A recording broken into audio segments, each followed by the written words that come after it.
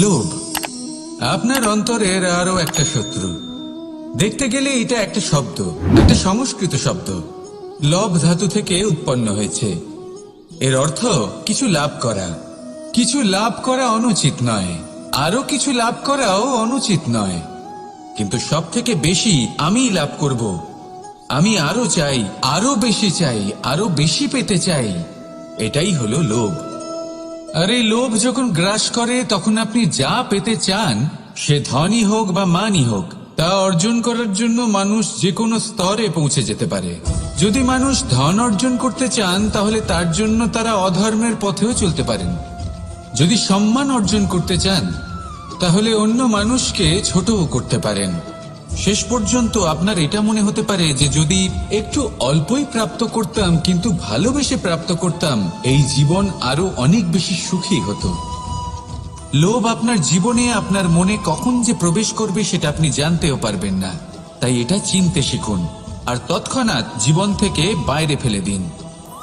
যা কিছু লাভ করতে চান তা ভালোবেসে লাভ করুন, আর সেই ভালোবাসার সাথেই বলুন রাধা রাধা। যোগাসন। যোগাসনে আসন অত্যন্ত গুরুত্বপূর্ণ। এবার আমি বলবো সবথেকে শ্রেষ্ঠ আসন কোনটি। আশ্বাস। নিজেকে আশ্বস্ত করতে থাকুন যে আমি আছি, সব ঠিক হবে, যা হচ্ছে ভালোর জন্য হচ্ছে। এই আশ্বাস আপনাকে জীবনে এমন ধনাত্মক বিশ্বাস দেবে যে আপনি বড় বড় সমস্যার সমাধান করতে পারবেন। এবার যদি কথা বলি সব থেকে কঠিন সময়ের, তাহলে সেটা হলো বিচ্ছেদের। যা মা সীতাকে সহ্য করতে হয়েছে শ্রীরামের জন্য, রাধা কৃষ্ণকেও সহ্য করতে হয়েছে। যে ব্যক্তি বিচ্ছেদের সময় সঠিক পথে চলে এসেছে সে জীবনে অনেক শ্রেষ্ঠ স্থানে অবশ্যই পৌঁছতে পারবে। এবার যদি কথা বলি সব থেকে জরুরি এবং গুরুত্বপূর্ণ সময়ের, তাহলে সেটা হলো সংযোগ। সকলকে সাহায্য করতে থাকুন। আপনি অন্যদের সাহায্য করে তাদের যত আনন্দ দিতে পারবেন ততটাই আনন্দ আপনারও জীবনে অবশ্যই আসবে। আসুন আর আমার সাথে ভালোবেসে বলুন রাধা রাধা। কাম তৃতীয় পুরুষার্থ। এবার অধিকাংশ মানুষই কাম বলতে বিলাসিতা, বাসনা, লালসা মনে করে ফেলে। আসলে এমন কিছুই নয়। কামের বাস্তবিক অর্থ কি? কামের বাস্তবিক অর্থ হল কামনা। প্রতিটা ব্যক্তি, প্রতিটা মানুষ, প্রতিটা জীব এই সংসারে কোনো না কোনো বিশেষ কারণে আসে। সেই কারণকে পূর্ণ করার জন্য কর্ম করাকে কাম বলে। এখন সেটা সবার জন্য ভিন্ন হতে পারে। কারোর কাছে সেটা জ্ঞান অর্জন করা হতে পারে, আবার কারোর কাছে নির্মাণ করা হতে পারে। কারোর জন্য পরিবারকে সঞ্চালন করা হতে পারে, আবার কারোর জন্য এই সংসার থেকে পাপ দূর করা হতে পারে। কিন্তু সব থেকে গুরুত্বপূর্ণ হলো যে মানুষ যেন নিজের কর্ম ঠিক করে করে, সম্পূর্ণ যত্ন নিয়ে করে। তৃতীয় পুরুষার্থ মানে এই কাম। এটার অনুচিত অর্থ নিজেকে বোঝানো মানেই সমগ্র জীবনকে অর্থহীন করে দেওয়া। তাই প্রেম দ্বারা আপনার এই সংসারে আসার কারণটাকে অনুসন্ধান করুন, আর এই প্রেমের সাথেই বলুন রাধা রাধা। ক্রোধ আপনার অন্তরের আরো একটা শত্রু। এই ক্রোধ আসলে কি? আপনার মনের এক ভাবনা, যা আপনার মনেই উৎপন্ন হয়। এই মন আত্মার সাথে যুক্ত থাকে। এখন একটা ভাবনা যা আত্মার সাথে যুক্ত থাকে তাকে অনুচিত কেন বলা হয় সেটা বোঝার চেষ্টা করুন। ক্রোধ কখনো কখনো জরুরি হয়, বিশেষ রূপে তখন যখন আপনি সঠিক পক্ষে দাঁড়িয়ে রয়েছেন এবং সামনের ব্যক্তি অধর্মের পক্ষে রয়েছেন আর বিনম্রভাবে মানছেন না। যেমন শ্রীরাম ক্রুদ্ধ হয়েছিলেন সাগরের ওপর। ওটা উচিত ছিল, আর তা ততক্ষণই উচিত যতক্ষণ আপনি ক্রোধকে নিয়ন্ত্রণ করছেন। যদি ক্রোধ আপনাকে নিয়ন্ত্রণ করতে শুরু করে তাহলে পরিস্থিতি এমনও হতে পারে, ধরুন একজন ব্যক্তির প্রতি ক্রোধের কারণে আপনি তার ক্ষতি করতে চান। আপনি একটা কয়লা হাতে নিলেন আর সেই কয়লা সামনের ব্যক্তির ক্ষতি করার পূর্বে আপনার হাত জ্বালিয়ে দেবে। ব্যাস, ক্রোধ এটাই করে। সর্বপ্রথম আপনার ক্ষতি করে, আপনার বিবেক হরণ করে নেয়, আপনি আপনার নিয়ন্ত্রণ হারিয়ে ফেলেন আর সবকিছু নষ্ট হয়ে যায়। বেশিরভাগ মানুষ ক্রোধে এমন সিদ্ধান্ত নেন যে সেটা তাদেরই বিনাশের কারণ হয়ে দাঁড়ায়। আর কিছু মানুষ বলেন যে আমাদের জীবনে এত যন্ত্রণা আছে, এত সংকট আছে যে ক্রোধ উৎপন্ন হবেই। আর এরকম সময় এটাই উচিত হবে যে আপনি নিজেকে ক্রোধের থেকে দূরে রাখুন আর তারপর সমস্যার নিবারণ করুন। আর এই নিবারণই আপনার জীবনকে একটা শ্রেষ্ঠ স্তরে পৌঁছে দেবে। তাহলে ক্রোধ থেকে দূরে থাকুন, সুপ্রসন্ন থাকুন আর আমার সাথে ভালোবেসে বলুন, রাধা রাধা। জীবনে যখন কোনো ব্যক্তি নিজের লক্ষ্য প্রাপ্তির জন্য নিরন্তর পরিশ্রম করতে থাকেন, চেষ্টা করতে থাকেন, তখন তিনি কষ্ট অনুভব করেন, কখনো শারীরিক কষ্ট, কখনো মানসিক কষ্ট। এবার উনি এটা ভাবতে থাকেন যে আমি কি উচিত করছি নাকি অনুচিত করছি। কারণ অন্যদিকে এমন একজন ব্যক্তিও আছেন যিনি একদমই পরিশ্রম চেষ্টা করছেন না। তিনি মদিরা পান করেন, বিলাসিতায় জীবন কাটান, অলস প্রকৃতির হয়ে ওঠেন, নিদ্রাতে বিলীন হয়ে থাকেন আর ভাবেন যে তিনি সুখ লাভ করছেন। কিন্তু এরকম কেন হয়? কারণ যখন আমরা সৎ পথে থাকি, উচিত পথে চলি, লক্ষ্য প্রাপ্ত করার জন্য চেষ্টা করতে থাকি, তখন আমাদের ভেতরে থাকা নেতিবাচক শক্তি এবং পাপ এই দেহকে ত্যাগ করে দেয়। আর এই অনুভূতিটাই আমাদের দুঃখের অনুভূতি দেয়, কষ্ট দেয়। এবার সেখানে যদি আমরা কুপথে চলি, অনুচিত পথে চলতে থাকি, তাহলে আমাদের ভেতরে থাকা পুণ্য এবং ধনাত্মক শক্তি আমাদের দেহ ত্যাগ করে দেয়। আর এই অনুভূতির কারণেই আমরা সুখ অনুভব করি। কিন্তু কখনো ভাববেন যে এই সুখ বেশি সময় পর্যন্ত থাকে না। সেই জন্য সবসময় মনে রাখবেন, যদি আপনি জানেন যে এটাই আপনার লক্ষ্য, এটাই উচিত পথ, শুভ পথ, তাতে নিরন্তরভাবে এগিয়ে যেতে চেষ্টা করতে থাকুন। এই কষ্ট আপনাকে সুখের পরাকাষ্ঠায় কখন পৌঁছে দেবে তা আপনি জানতেই পারবেন না। আসুন আমার সাথে ভালোবেসে বলুন, রাধা রাধা। ঈর্ষা আমাদেরই মনে বসবাস করা আরো একটা শত্রু।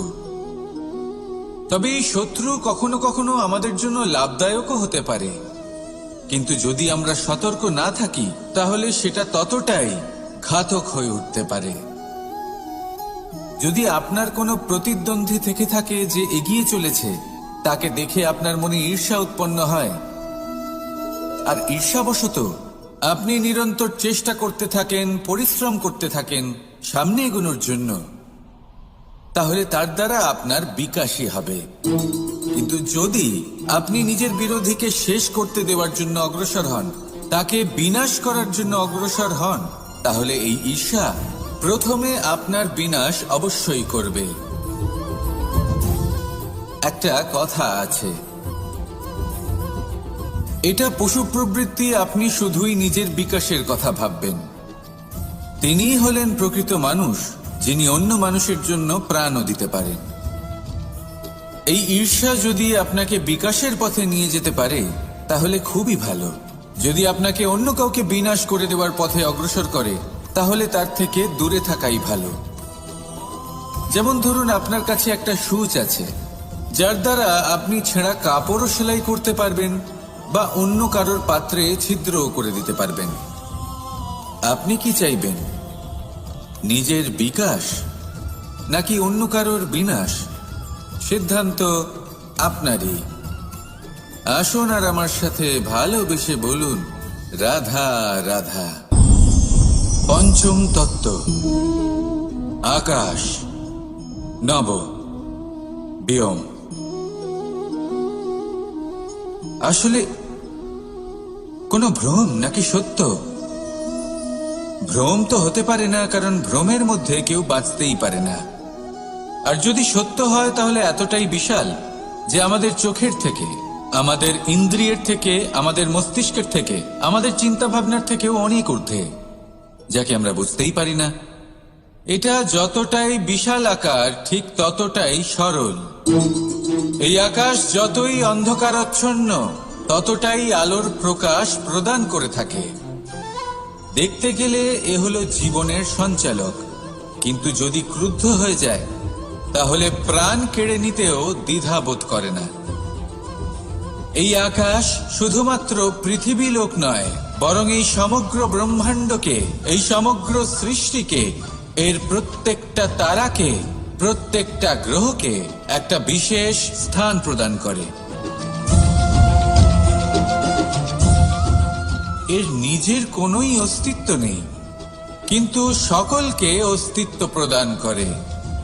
এটাই হলো এই আকাশের মাহাত্ম্য। এই আকাশে হলো মাহাত্ম্যের প্রতিরূপ, যা আমাদের ভাবনা দ্বারা উৎপন্ন হয়। আপনিও আকাশের মতো এই বোধকে আপন করে নিন। আপনার জীবনও আকাশের মতন মহান এবং বিশাল হয়ে উঠবে। আর তখনই মন সুপ্রসন্ন হয়ে বলবে, রাধা রাধা। কামবোধ, এটাই আপনার অন্তরের প্রথম শত্রু। বেশিরভাগ মানুষই কামবোধ বলতে লালসা বোঝেন, কিন্তু এটা সম্পূর্ণ সত্য নয়। কামের আসল অর্থ হল কামনা। এটা খুবই সহজ ব্যাপার। মনুষ্য শরীর থাকলে, মানুষের মন থাকলে এই কামনা অবশ্যই থাকবে। এবার এটাই দেখতে হবে যে এই কামনা নেতিবাচক কামনা নাকি ইতিবাচক কামনা। অন্য কারোর জিনিসে নজর দেওয়া, অন্য কোনো মানুষের উপর নজর দেওয়া, কোনো অনুচিত বস্তুর দিকে নজর দেওয়া, এ নেতিবাচক কামনা। আর এই দুষ্কামনা মানুষকে দিয়ে অপকর্ম করাবেই করাবে। তাই মনে রাখবেন, যে ব্যক্তি নিজের কামনাকে নিয়ন্ত্রণে রাখতে পারেন তিনি সঠিক পথেও থাকেন, সঠিক লক্ষ্যে পৌঁছতেও পারেন। যিনি কামনা নিয়ন্ত্রণে রাখতে পারেন না তিনি তার পথও হারিয়ে ফেলেন এবং লক্ষ্যচ্যুতও হন। তাই মনে রাখবেন, নিজের কামনাগুলিকে নিয়ন্ত্রণে রাখুন। কাম নামক এই শত্রুর ওপর বিজয় লাভ করুন। আর আমার সাথে ভালোবেসে বলুন, রাধা রাধা। বায়ু পঞ্চতত্ত্বের মধ্যে তৃতীয় তত্ত্ব। কেউ একে সমীর বলে, আবার কেউ একে পবন বলে। প্রথম কথা হলো এটাই যে এই বায়ু আমাদের জীবন দান করে প্রতিদিন, প্রত্যেক মুহূর্তে। এই বায়ুর কারণেই আমরা নিঃশ্বাস নিতে পারি, জীবিত থাকতে পারি। এই বায়ুই হলো সেই যা সকল মেঘেদের একত্রিত করে একটি স্থানে আর বর্ষা ঘটায়। আর এই বর্ষার কারণেই এই ধরিত্রীতে অন্ন উৎপন্ন হয়। এই বায়ুকে দেখুন, কখনো এতটা সৌম্য যে আপনার কোনোই তফাৎ বোধ হয় না, আর কখনো কখনো এমন রূপ ধারণ করে ফেলে যে অনেক বড় বড় পর্বতের আকার পর্যন্ত বদলে ফেলে। এটাই হলো বায়ুর বিশেষত্ব। বায়ু শেখায় যে সময়ের সাথে সাথে বইতে থাকো, সকলকে জীবন দান করো, সকলকে সাহায্য করো, কিন্তু যখন বিপদ সামনে আসবে তখন দৃঢ় হয়ে সম্মুখীন হও। বাধা অনুযায়ী নিজেকে গড়ে নিতে হবে। আর কখন কতটা কঠোর হতে হবে আর কখন কতটা সৌম্য হতে হবে, এটা বায়ুকে দেখে শিখুন। আর আমার সাথে ভালোবেসে বলুন, রাধা রাধা। অগ্নি চতুর্থ তত্ত্ব, সব থেকে বেশি গুরুত্বপূর্ণ কিন্তু তার থেকেও বেশি ভয়াবহ। কখনো অগ্নিকে নিয়ন্ত্রিত রূপে উনুনে জ্বলতে দেখেছেন? এই অগ্নি আমাদের খাবার বানাতে সাহায্য করে, যা আমাদের শক্তি প্রদান করে। কিন্তু এই অগ্নি যখন বিচলিত হয়ে, অনিয়ন্ত্রিত হয়ে কোনো বনের আগুন হয়ে ওঠে তখন মহা বিনাশ ঘটে যায়। আপনারই অন্তরের ঊর্জা হলো এই অগ্নি। এটা আপনার শক্তিও, আপনার ক্রোধ। একে ব্যবহার কিভাবে করবেন তা আপনারই হাতে। যদি কোনো ব্যক্তি নিজের অন্তরের এই ঊর্জাকে ব্যবহার করেন শক্তির রূপে, তাহলে সে বিকাশ ঘটাতে পারে, নির্মাণ ঘটাতে পারে। কিন্তু যদি কোনো ব্যক্তি তার অন্তরের ঊর্জাকে বিধ্বংসী অস্ত্র বানিয়ে ফেলেন, তাহলে নিশ্চিত রূপে মহা বিনাশ ঘটতে পারে, যাতে বিনাশ তারও অবশ্যই হবে। অনেক বছর পূর্বে এমনই এক আগুনের দ্বারা এই সুন্দর পৃথিবীর নির্মাণ হয়েছিল, আর অনেক বছর পূর্বে এমন এক আগুনেই সমস্ত জীব এবং সংসার বিলুপ্ত হয়ে গেছিল। এবার আপনি আপনার অন্তরের ঊর্জা দ্বারা বিনাশ ঘটাতে চান নাকি নির্মাণ ঘটাতে চান, সেই সিদ্ধান্ত আপনারই। আসুন আমার সাথে ভালোবেসে বলুন, রাধা রাধা। জীবনে যদি আপনি বন্ধু লাভ করতে চান, তাহলে আপনাকে অনেকগুলো কাজ করতে হবে। প্রথমে একজন যোগ্য পাত্র সন্ধান করতে হবে, তারপর তার সাথে সময় কাটাতে হবে, সুখ দুঃখে তার সাথে থাকতে হবে, তবে গিয়ে সে বন্ধু হবে। কিন্তু যদি আপনি শত্রু খুঁজতে চান, তাহলে কোথাও যাওয়ার দরকার নেই, কারণ আপনার সব থেকে বড় শত্রু আর কোথাও নেই, আপনারই মনের মধ্যে, আপনার চেতনায় রয়েছে। ক্রোধ, মোহ, লোভ, কাম, মদ, মাৎসর্য। এ এমন 6 সব থেকে বড় শত্রু, যা আপনার আগামী 7 জন্ম নষ্ট করে দিতে পারে, যদি আপনি এদের না সামলাতে পারেন। এবার এদের সাথে যদি যুদ্ধ করতে হয়, তাহলে একটা মহাভারতের মতো দেখুন, যেখানে অর্জুনও আপনি আর কৃষ্ণও সেই আপনি। কারণ এই যুদ্ধ আর অন্য কারোর সাথে নয়, বরং নিজের সাথে। এগুলো অন্তর মনের যুদ্ধ, আর এটা জয় করা যেতে পারে নিয়ন্ত্রণ এবং অনবরত চেষ্টার দ্বারা।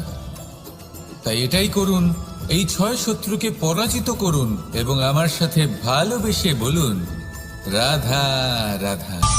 বিষ এবং অমৃত, এর ভিত্তিতেই সংসার চক্র চলতে থাকে।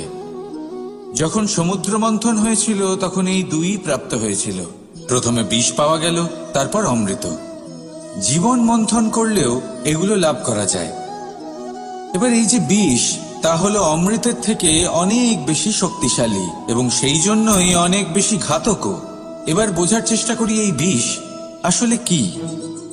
যে কোনো বস্তু বা কোনো ভাব যদি মাত্রার থেকে বেশি পরিমাণে আপনার কাছে থাকে, প্রয়োজনের থেকে বেশি আপনার কাছে থাকে, তাহলে সেটা আপনার কাছে বিষ সমান হতে পারে। তা সে ধন হোক, শক্তি হোক, সম্মান হোক, ইত্যাদি ইত্যাদি। যদি আপনার কাছে এমন কিছু থেকে থাকে যা মাত্রার থেকে বেশি পরিমাণে আপনার কাছে আছে, তাহলে তাকে ভাগ করতে শিখুন। যদি আপনি ভাগ করতে শিখে যান, তাহলে এই বিষই আপনার জন্য অমৃতে পরিণত হবে, আর তাদের কাছেও অমৃত সমান হয়ে উঠবে যাদের এই সাহায্যের প্রয়োজন। তাহলে ভাগ করে নিতে শিখুন আর আমার সাথে ভালোবেসে বলুন, রাধা রাধা। বেশিরভাগ মানুষই এই কথা জানেন যে আমাদের শরীর 5টি তত্ত্ব দ্বারা নির্মিত, যাকে আমরা পঞ্চতত্ত্ব বলি: জল, অগ্নি, বায়ু, ধরিত্রী এবং আকাশ। এবার এই কথা আমরা সকলে জানি, কিন্তু এগুলোর সাথে কিছু গুণ জড়িয়ে রয়েছে যেগুলো আমরা দেখতে পাই না। যদি এই গুণগুলি আমরা আত্মসাৎ করতে শিখে যাই, তাহলে সাক্ষাৎ পরমেশ্বরের দর্শন আমরা পেতে পারি। যদি কথা বলি প্রথম তত্ত্বের, জলের কথা, জল যা প্রত্যেক জ্বলনকে শীতলতা প্রদান করে। এই জলকে দেখুন, যা শুধু প্রবাহিত হতে জানে, থামতে জানে না। জল পাথরের সাথে সংঘর্ষ করতে জানে, যার পথে অনেক বাধা আসে, কিন্তু সে প্রবাহিত হতে থাকে। নিরাকার হলো এই জল, যে কোনো পাত্রেই রাখুন না কেন, তার আকার ধারণ করে নেবে। এটাই হলো এর বিশেষত্ব এবং এটাই হলো আমাদের শিক্ষা। কিভাবে প্রবাহমান থাকতে হবে, কিভাবে আমাদের থামলে চলবে না, তাতে আমাদের পথের মধ্যে যতই যেরকমই সমস্যা আসুক না কেন, আমাদের এই জলের মতোই নিরাকার হয়ে যে কোনো পরিস্থিতিতেই প্রবাহমান থাকতে হবে। এই শিক্ষাই জলের থেকে লাভ করুন আর আমার সাথে ভালোবেসে বলুন, রাধা রাধা। মন, জীবনে যখনই কোনো বস্তু বা সুখ স্বাচ্ছন্দ্য অধিক মাত্রায় আপনার কাছে চলে আসে, তখন নিজেকে শ্রেষ্ঠ মনে করার একটা প্রবণতা দেখা যায়, যা হয় আত্মবিশ্বাসে পরিণত হয়, নয়তো অহংকারে। এবার আত্মবিশ্বাস আর অহংকারের মধ্যে অনেক বড় পার্থক্য রয়েছে। আমি এটা করতে পারি, আমি ওটাও করতে পারি, এ হলো আত্মবিশ্বাস। শুধুমাত্র আমি এটা করতে পারি, শুধুমাত্র আমি ওটাও করতে পারি, আমি হলাম সর্বশ্রেষ্ঠ, এটা হলো অহংকার।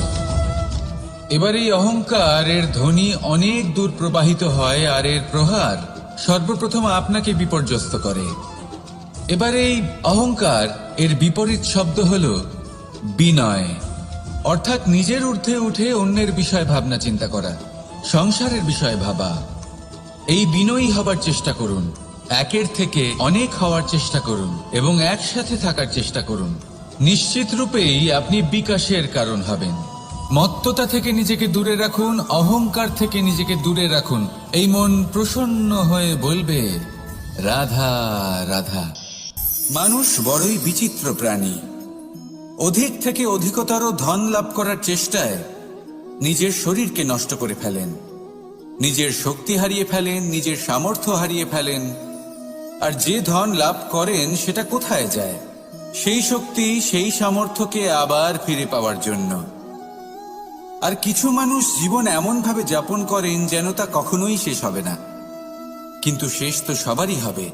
আর যখনই শেষটা কাছে চলে আসে, তখন মানুষ এটা বুঝতে পারেন যে সে জীবনকে উপভোগ করেননি। তার কারণটা কি? লালসা।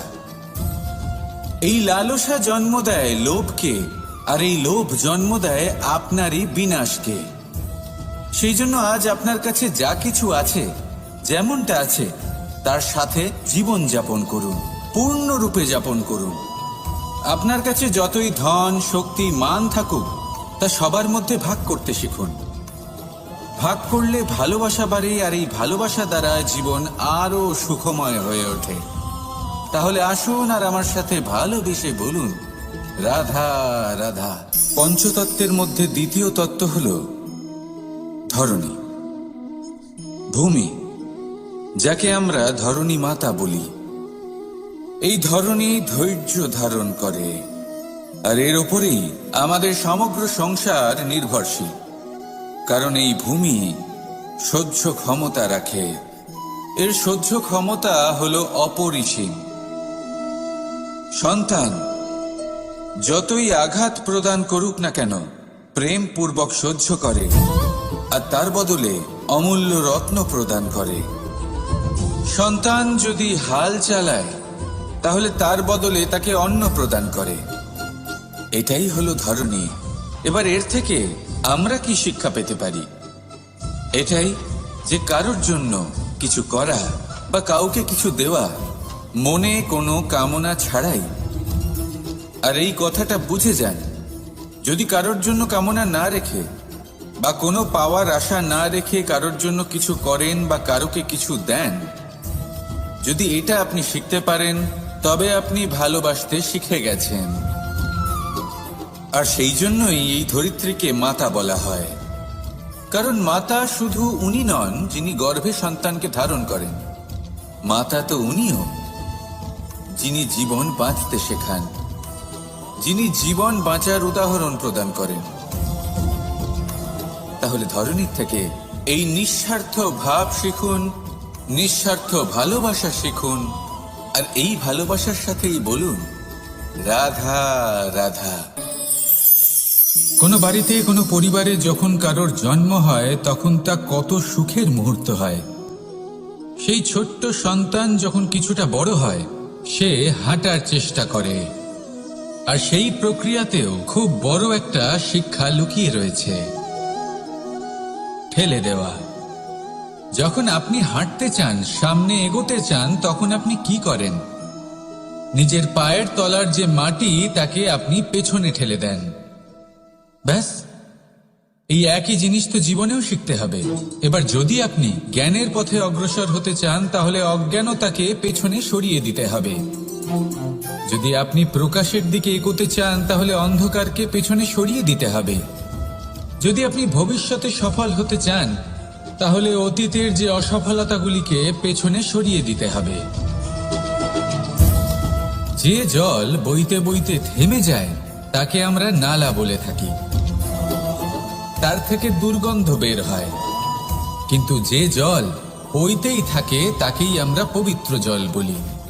তাহলে আপনিও কর্ম করতে থাকুন, কখনো থামবেন না। আর আমার সাথে ভালোবেসে বলুন, রাধা রাধা। আলস্য আপনার আরো একটা অত্যন্ত বড় শত্রু, যা আপনার মনের মধ্যে বসবাস করে আর ধীরে ধীরে আপনার কার্য শরীরের একটা অংশ হয়ে ওঠে। সব কাজে দেরি করিয়ে দেয়, সবকিছু নষ্ট করে দিতে পারে এই আলস্য। এই কাজ আজকে হলো না, কোনো ব্যাপার নয়, কালকে করে নেব। প্রকৃতি আমাদের এটা শেখায় না। ভেবে দেখুন, যদি সূর্য এটা ভাবে যে কাল উদিত হব না, কিছুদিন পরে উদয় হব, তাহলে কি হবে? সমগ্র পৃথিবীর বিনাশ হয়ে যাবে, ঠিক কিনা? দেখুন, এই আলস্য নিয়ে খুব সুন্দর একটা কথা আছে, আলস্যস্য কুত বিদ্যা। অর্থাৎ যিনি অলস হয়ে বসে থাকেন তিনি বিদ্যা লাভ করেন না, জ্ঞান লাভ করেন না। আর জ্ঞান না থাকলে তিনি ধন অর্জন করতে পারেন না। তার জীবনে সুখ স্বাচ্ছন্দ্যের অভাব থাকে, বন্ধুর অভাব থাকে। যেখানে সুখ স্বাচ্ছন্দ্য নেই, মিত্র নেই, আপনজন নেই, জ্ঞান নেই, সেখানে আনন্দ কিভাবে বাস করতে পারে? সেই জন্য কথায় আছে, যিনি কর্ম করেন তিনি এই সংসারে যে কোনো সুখ স্বাচ্ছন্দ্য ভোগ করতে পারেন। তাই কর্ম করুন, সময়কে সম্মান করুন, আর এই আলস্যের উপর বিজয় লাভ করুন। আর আমার সাথে ভালোবেসে বলুন, রাধা রাধা।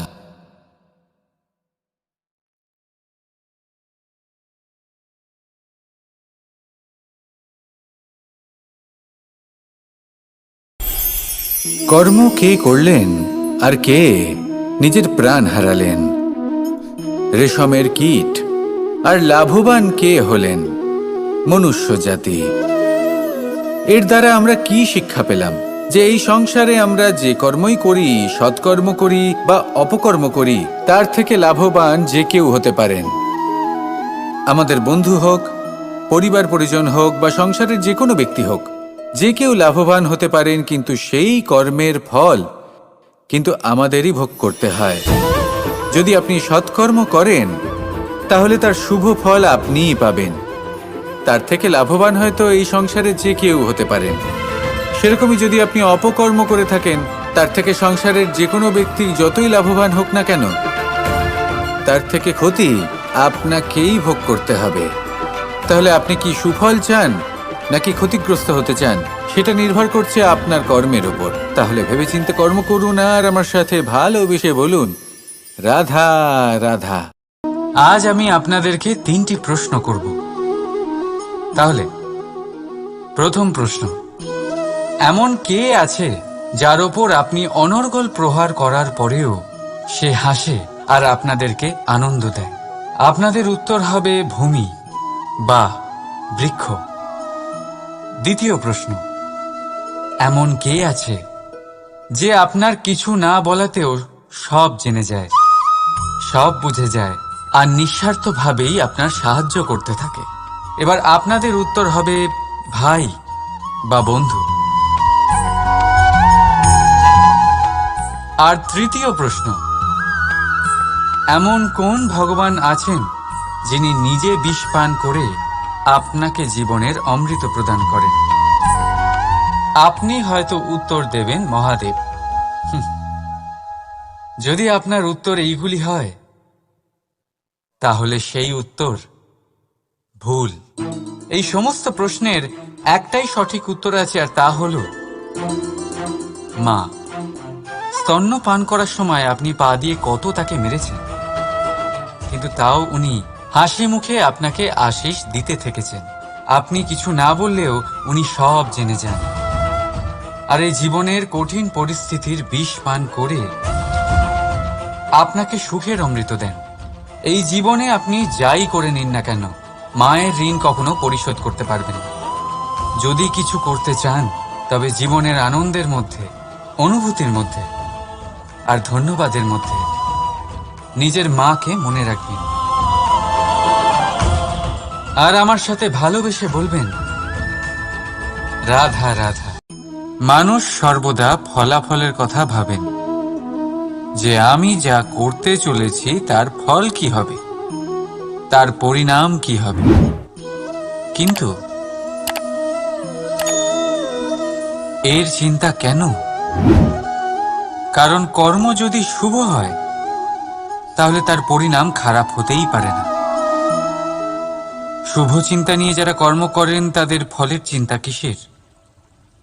যারা ফুল বিক্রি করেন তাদের মাঝে সাঝে কাঁটা নিশ্চয়ই ফোটে, কিন্তু সুগন্ধ তাদের হাতে থেকেই যায়। হীরের সন্ধানে কয়লার খনিতে নামা ব্যক্তি কালিমা লিপ্ত হয়ে গেলেও তার হাতে হীরে অবশ্যই থাকে।